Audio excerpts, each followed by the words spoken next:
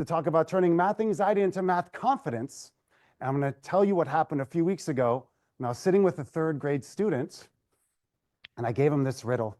And I said, okay, please split this shape into 4 identical shapes that have the same area and look all the same. And you know, off he went. And before he started, I said, this took me 25 minutes. So I let that be known. And so he started to go and go. And then he looked at me. And I smiled without saying a word, and I went like this. And then he did that, and then he looked at me again. And then without saying a word, I smiled, nodded, and I did this, and this, and this, and this. I'm signaling to him that the process requires work without even saying it. When those students look at us, when they have these potential feelings of fear, nervousness, anxiety, those can descend unchecked into feelings of isolation. Isolation, there you go. Right? And the antidote to anyone feeling isolated when they don't know what to do next and they feel alone through these struggles is us. We, as the teachers, people are the antidote to feelings of isolation. And what we're going to do over the next several minutes, I'm going to show you how I help establish a culture, not only with the students in my classroom, but with my kids at home, to let them know that not only can they confront these and move past them, but what can we do to actually not bring these up in the first place? How to sidestep these feelings of nervousness, frustration, anger, and so forth, right? It has to be taught. A culture of productive struggle must be taught to them. They need to understand. Starting with those students, of course, that don't like math, right? We have to talk about these.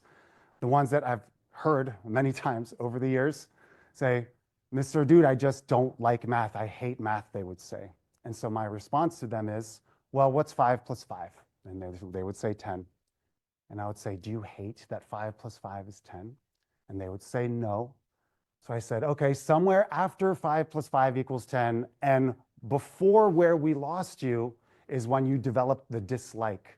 So maybe don't not like the math, but just not like not knowing. So that's what we can do. We can talk about how to seek out the perfect challenge. Where was it after 5 plus 5 that we lost you? Scaling back to words like easy. If there's one thing that you take from me, it is my dream that all teachers around the world get rid of this concept of the word easy in our lexicon. Basically, we don't want to use words like, oh, don't worry, class, this part's easy. You got this, this part's easy. Like, first of all, not everything is easy to everyone. And secondly, the goal is not easy. The goal is the right challenge. Same with phrases like stupid mistakes. Oh, I made a stupid mistake. Many students say this, and I prohibit them from any negative self-talk when it comes to their learning. That's the culture that we're talking about. No negative self-talk allowed. You could say small mistakes, you could say careless mistakes, even silly mistakes, but take the word stupid out of your language. Now, have you ever seen a student focus on a problem in that productive struggle and they start to check out, right? You've been around enough kids to know this is what it looks like.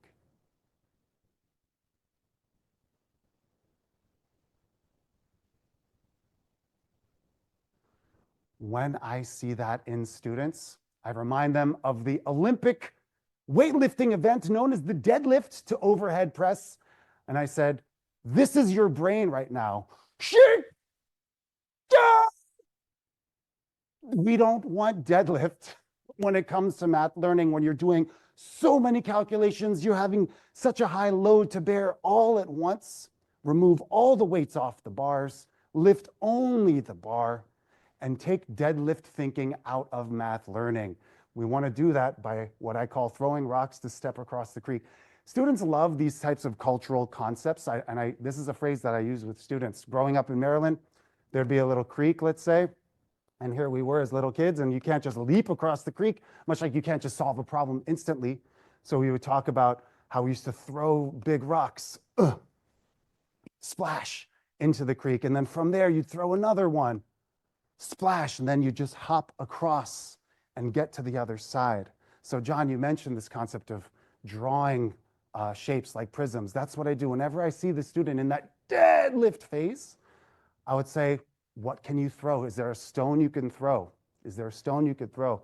What's your prism drawing game like? You know how many students I've talked to about how to draw a prism? Here, start with that. And they just play around with drawing it, talking about parallel lines. The idea must be taught. It's extending the life of learning moments, right? In having that comfort in the realm of the unknown. These are the ways that work for me, right? Starting with these types of phrasings. Opposite of the disengaged, checked out kid, you have that one that's dialed in. You know that look on their face, that this goes something like this. When I see that, I let them know that that's where we want them to be. I'll catch them in it. I'll say, nice, this is what we want. Good, this is good. This is where you need to be. I want them to know that that is almost a lost art, the art of extended deep thought. We want that body language. Whenever students are thinking and maybe thinking out loud and doing it in my presence, do you know how often I'm nodding? I'm nodding constantly because I'm letting them know this is the antithesis of isolation. Yeah. Mm-hmm. Yeah. I'm not giving answers. I'm just there for them in this moment. It's almost like a rhythm. We're holding energy with each other, all these positive gesturing. Same with use of silence. Have you ever had a student ask you, is it negative? Right, this is what John was talking about like they want that instant gratification, they want those questions. When a student's like, no, positive, positive. I have no problem with silence. Oh, yeah, it sounds like you're thinking. I'm just giving you a chance to think. Yeah, please proceed. I don't, with respect, I'm not going to answer that question. I'm just going to let you keep thinking. Like give them that onus, but let them know that you're still there for them. And never let them apologize. Oh, I'm sorry. I got that. I'm sorry. I'm sorry. They have no need to apologize. Students, you have no need to apologize for your learning. Just say that you're figuring it out, right? Well, and that's my time to wrap it up. Got my timer. Finally, I'm gonna talk about this. Let's be those teachers that sidebar all the time. Sometimes teachers say, oh, you didn't learn this last year. You're supposed to know this. Let's not be those teachers. I call it kicking the can down the road, right? Take them aside and let's do practicing square roots or anything that they need to know. Let them know that we'll be there for them, right? And then celebrate milestones. That's one of the reasons why these students love video games so much, because there's constant feedback loops. Let's say, for example, if they're going to do a 6-part problem, like all 6 trig functions of a certain angle, what's the sine of pi over 2? What's the cosine of pi over 2? I'll do that with fingers to let them know. Sine of pi over 2, nice. 1 down, 5 to go. Cosine pi over 2, nice. 2 down, 4 to go. I'll say things like rock, oh, boss, 4 down, or I can't count. 5 down, 1 to go. Things like that. Letting them know that feedback exists to extend those learning moments and celebrate milestones. They love check marks of just saying, try it as an experiment. Let's say you're looking at their work and they finally surmounted a mountain. They figured out a problem. So without a word, keep it going to let them know that they can remember these moments that they climbed the mountain, they got it.